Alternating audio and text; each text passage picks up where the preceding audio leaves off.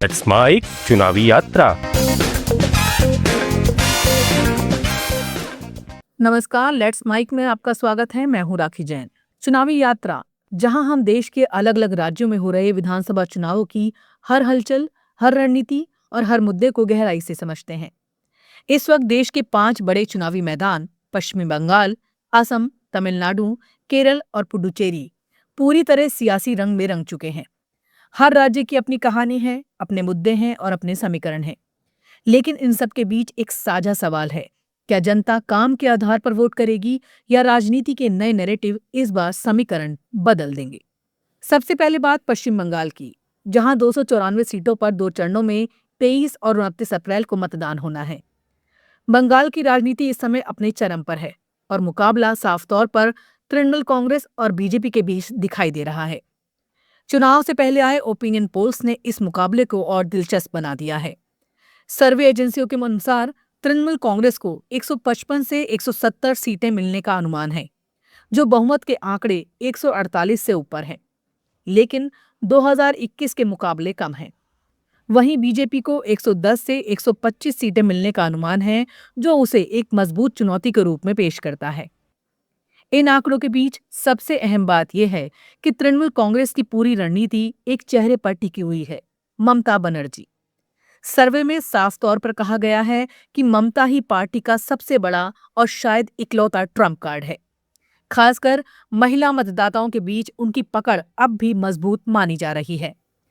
लक्ष्मी भंडार जैसी योजनाओं का असर आज भी दिखता है, लेकिन पूरी तस्वीर साफ और आसान नहीं है।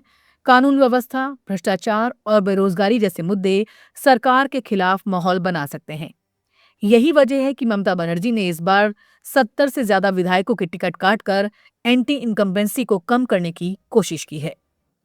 दूसरी ओर बीजेपी परिवर्तन के नारे के साथ पूरी ताकत से मैदान में है।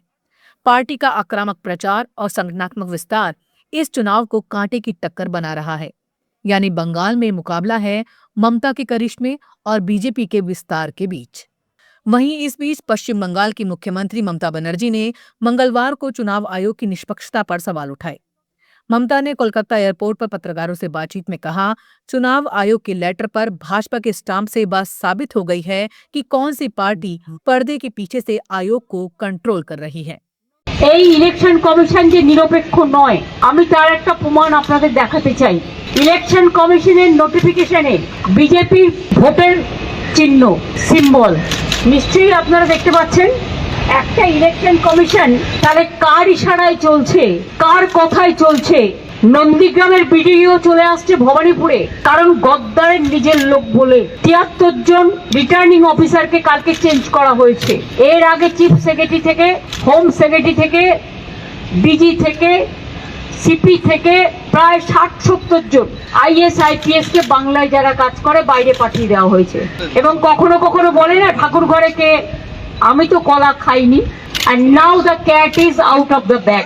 ইলেকশন কমিশনের নোটিফিকেশনে বিজেপির চিহ্ন এবং এটা তার সব পরিচয় প্রমাণ। It is not for Kerala, এখানে লেখা আছে কিন্তু ওপরে অল স্টেটস এন্ড ইউটিজ। মানেটা কি? ক্লারিক্যাল মিস্টেক বললে হয়ে যাবে? হ্যাঁ, এটা ক্লারিক্যাল মিস্টেক না এটা পলিটিক্যাল इंटेंशन। अब रुख करते हैं असम की ओर, जहां 126 सीटों पर 9 अप्रैल को एक ही चरण में मतदान होना है। असम का चुनाव इस बार कई स्तरों पर दिलचस्प है। पहचान, घुसपैठ, विकास और दलबदल सब कुछ एक साथ चल रहा है। मुख्यमंत्री हिमंत बिस्वा शर्मा इस चुनाव में घुसपैठ और असमिया पहचान को बड़ा मुद्दा बना रहे हैं। बीजेपी का मानना है ये मुद्दा स्थानीय मतदाताओं को एकजुट कर सकता है। वहीं कांग्रेस इस चुनाव को एंटी इनकम्बेंसी के आधार पर लड़ रही है और बेरोजगारी को बड़ा मुद्दा बना रही है। इसी बीच असम विधानसभा चुनाव से पहले कांग्रेस को बड़ा झटका लगा है। मुख्यमंत्री हिमंत बिस्वा शर्मा की हाई प्रोफाइल सीट जालूकबारी से कांग्रेस उम्मीदवार विदिशा नियोग का नामांकन पत्र मंगलवार को जांच के दौरान खारिज कर दिया गया। निर्वाचन आयोग ने फिलहाल इस बड़ी कार्रवाई के तकनीकी कारणों का खुलासा नहीं किया है। नियोग के अलावा ढाकू अखाना से कांग्रेस प्रत्याशी आनंद नारा और हाफलोंग से निर्मल लांगथासा के पर्चे भी खारिज हुए हैं। हाफलॉन्ग में कांग्रेस के लिए राहत की बात ये रही कि भाजपा छोड़कर आई कैबिनेट मंत्री नंदिता गार्लोसा का नामांकन स्वीकार हो गया है। आयोग के अनुसार कुल 18 नामांकन रद्द हुए हैं। इनमें झामुमो के 3, वीपीआई के 3, एसयूसीआई और एजीपी के एक के अलावा 8 निर्दलियों के नाम हैं। अब चलते हैं तमिलनाडु, जहां 23 अप्रैल को मतदान होना है। यहाँ की राजनीति हमेशा से द्रविड़ दलों के इर्द गिर्द घूमती रही है, लेकिन इस बार चुनाव में गठबंधन और घोषणा पत्र दोनों अहम भूमिका निभा रहे हैं। एआईएडीएमके ने अपना घोषणा पत्र जारी कर चुनावी मैदान में बड़ा दांव चला है। हर परिवार को 10,000 की सहायता, महिलाओं को 2,000 रुपये मासिक भत्ता, मुफ्त बस यात्रा और साल में 3 मुफ्त गैस सिलेंडर जैसे वादे सीधे मतदाताओं को साधने की कोशिश है। ये साफ दिखता है कि तमिलनाडु में चुनाव वेलफेयर पॉलिटिक्स पर केंद्रित है। डीएमके जहां अपने काम और योजनाओं के आधार पर वोट मांग रही है, वहीं एआईएडीएमके बड़े वादों के जरिए जनता को आकर्षित करने की कोशिश कर रही है। यहाँ एक तीसरा फैक्टर भी है, अभिनेता विजय की पार्टी, जो बिना गठबंधन के चुनाव लड़ रही है। ये देखना दिलचस्प होगा कि ये नई राजनीति कितना असर डालती है। इस चुनाव का सबसे बड़ा और ताजा राजनीतिक घटनाक्रम है तमिलनाडु विधानसभा चुनाव से पहले मक्कल निधि मय्यम प्रमुख और एक्टर कमल हसन ने चुनाव नहीं लड़ने का ऐलान किया है। चेन्नई में मीडिया से बातचीत के दौरान कमल हसन ने कहा, उनकी पार्टी डीएमके नेतृत्व वाले गठबंधन को बिना शर्त समर्थन देगी। कमल हसन ने आगे कहा, राजनीति में चुनाव केवल एक हिस्सा है, ये अंत नहीं है। राजनीति में कोई फुल स्टॉप नहीं होता। 2021 के चुनाव में कमल हसन की पार्टी ने 234 में से 180 सीटों पर चुनाव लड़ा था, हालांकि एक भी सीट नहीं जीत पाई थी। कमल हसन ने कोयटम्बूर साउथ सीट से चुनाव लड़ा, लेकिन वो बीजेपी की वंथी श्रीनिवासन से 1728 वोटों के छोटे अंतर से हार गए थे। अब बात केरल की, जहां 140 सीटों पर 9 अप्रैल को मतदान होना है। केरल का चुनाव देश के बाकी राज्यों से अलग माना जाता है, क्योंकि यहाँ चुनाव चेहरे के आधार पर नहीं बल्कि काम के आधार पर होता है। केरल विधानसभा चुनाव में सत्तारूढ़ वाम लोकतांत्रिक मोर्चा एलडीएफ तीसरी बार सत्ता में काबिज होने की तैयारी में है। प्रदेश की स्वास्थ्य, शिक्षा और वरिष्ठ नागरिकों के लिए योजनाओं के दम पर गठबंधन एक बार फिर चुनावी समर में है। हालांकि टिकट की घोषणा के बाद भारतीय कम्युनिस्ट पार्टी समेत अन्य सहयोगी दलों के नेताओं के पार्टी छोड़ने से तीसरी बार जीत की राह में चुनौतियां बढ़ सकती हैं। आगामी चुनाव में सत्तारूढ़ एलडीएफ को मात देने के लिए पिछले एक दशक से सत्ता से बाहर संयुक्त लोकतांत्रिक मोर्चा ने भी इस बार चुनाव में अपनी पूरी ताकत झोंक दी है। कांग्रेस नेता शशि थरूर ने वाम गठबंधन पर निशाना साधते हुए कहा कि मौजूदा सरकार राज्य को प्रवासियों की तरफ से भेजे गए पैसे, लॉटरी और शराब पर निर्भर बनाए रखना चाहती है, लेकिन इस तरह की व्यवस्था आगे नहीं चल सकती है। जानकारों का कहना है कि अगर मतदाताओं का रुख बदला तो यूडीएफ को इसका अधिक फायदा मिल सकता है।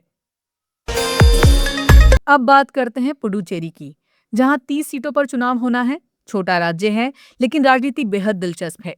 यहाँ मुकाबला साफ तौर पर एनडीए और कांग्रेस डीएमके गठबंधन के बीच है।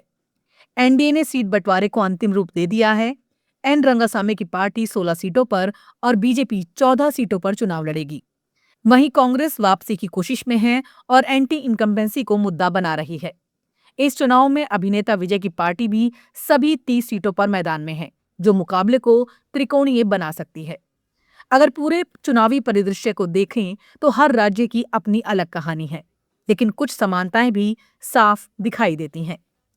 पश्चिम बंगाल में मुकाबला नेतृत्व बनाम बदलाव का है, असम में पहचान बनाम विकास का, तमिलनाडु में वेलफेयर बनाम वादों का, केरल में काम बनाम रिपोर्ट कार्ड का और पुडुचेरी में गठबंधन बनाम स्थानीय राजनीति का। इन सभी चुनावों का परिणाम सिर्फ राज्यों की सरकार तय नहीं करेगा, बल्कि ये भी बताएगा कि भारत की राजनीति किस दिशा में जा रही है। क्या मतदाता काम को प्राथमिकता देगा या भावनात्मक और राजनीतिक नैरेटिव हावी होंगे? आने वाले दिनों में ये तस्वीर और साफ होगी, लेकिन फिलहाल इतना तय है कि देश की राजनीति का सबसे बड़ा इम्तिहान शुरू हो चुका है और हम इस पूरे चुनावी सफर को आपके साथ साझा करते रहेंगे, चुनावी यात्रा में हर दिन हर अपडेट के साथ। नमस्कार। आप सुन रहे थे let's mic more than radio. Follow कीजिए हमें हमारे सोशल मीडिया प्लेटफॉर्म्स पर। आप सुन रहे थे लेट्स माइक।